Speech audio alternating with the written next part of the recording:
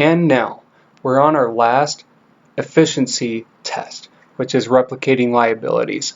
And this, like cluster modeling, reduces the number of policies rather than reducing the number of scenarios. Here I have the same policy selection like in the cluster modeling. And let's say I was only focusing on the constraint that I want that the policies that I select to make the average the same amount of reserves that we have now. So our average reserves now with all 5 policies is 32. What we can do is we can say, hey, you know, I could select policy 1 and policy 4 and put different weights on those policies such that the average is 32. And then that way I could remove policies 2, 3, and 5. And there you go. So I just reduced the model from 5 policies to only 2 policies. And there you go. So, but the thing is, like, you know, one, this has bias. I decided to use only the constraint of reserves. And then I test that out, I project that forward, and maybe only having one constraint isn't good enough. And for calculating the average profits. And I say, you know, I'm going to add another constraint. And that's going to increase my runtime, but adding another constraint might improve my accuracy. And so now, not only do I have an average that has to equal 32 for the reserves, but it needs to also equal 6.4 for the profits. And then maybe I run an algorithm and it assigns different weights to each one, and then it ends up picking 3 policies instead of 2. And in that way, it could match the constraints that I gave it, but it had to get 3 policies involved instead of 2. So one thing that we learned there is adding more constraints. Adding more constraints, it increases your runtime.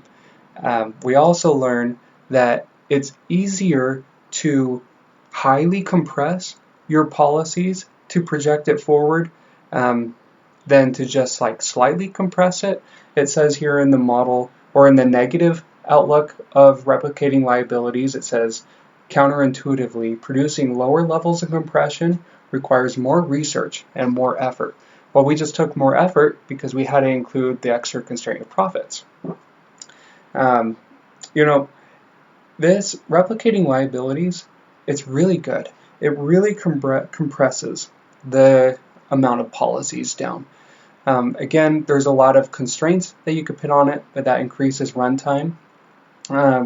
Using this method, it's a really big learning curve.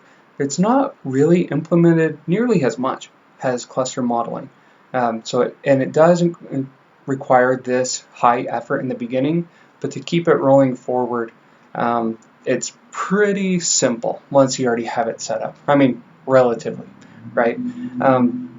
They found that using replicating liabilities in this study, that there's pretty minimal error. It's pretty optimistic on that regard, and yeah, it's a really good method, and that's why it's here in the study. Before I end this video, I wanted to mention a couple more things.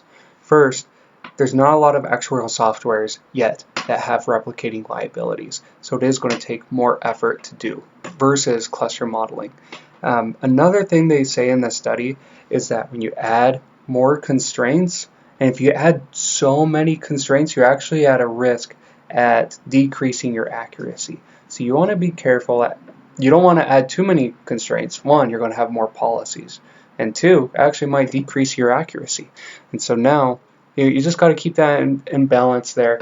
And then that's why they say here in the beginning that can really reduce it, but bias is also a concern, just like cluster modeling is.